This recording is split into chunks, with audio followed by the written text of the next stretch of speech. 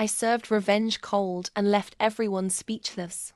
I never thought a simple dinner could unravel years of silent disrespect. That night, I walked into a scene that sliced through me sharper than any blade. My children sitting on the floor, eating leftovers off paper plates, while my sister's kids dined comfortably at the table. When I confronted my mom, she brushed it off with a cruel smirk. "Stop overreacting. Your children are used to eating leftovers." My sister chuckled, adding the final insult. "They were made for crumbs."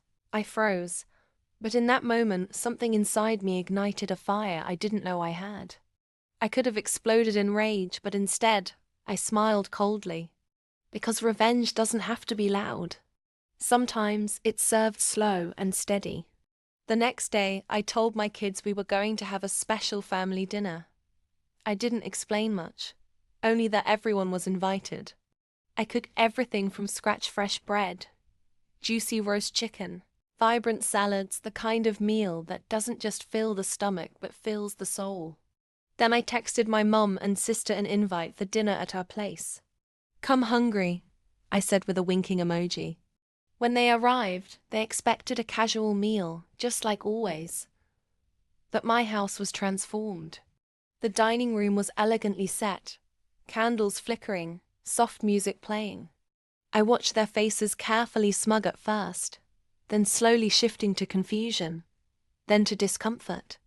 My kids were there, not on the floor, but sitting tall and proud at the table. They were laughing, sharing stories, and eating like royalty. After the first course, I raised my glass. "I want to thank my mother and sister for teaching me something important last night."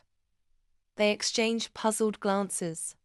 I smiled, then said, "They showed me the difference between crumbs and a feast." I told them about what I saw: the paper plates, the kids on the floor, the cruel words. I described how it made me feel, and why I decided to change the narrative. Then, I served them the leftovers, the same exact food I'd made fresh. But here was the twist. I plated their portion on old, crumpled paper plates and made them eat on the floor. Their faces went pale. They swallowed their pride along with every bite. But I wasn't just teaching them a lesson. I was building my children up in a way they never experienced before: love, dignity, respect. And while they sat comfortably, learning the power of kindness and strength, I quietly called my local school board. I enrolled my children in the best schools in the district. I hired tutors. I found scholarships. I invested in their future, because crumbs aren't destiny. My sister and mom, they're still stuck in their narrow little world. Remember, revenge doesn't have to be about anger or destruction. It can be about rising above. Subscribe to my channel for more real-life tales of strength, transformation, and how to turn the tables when life tries to keep you down.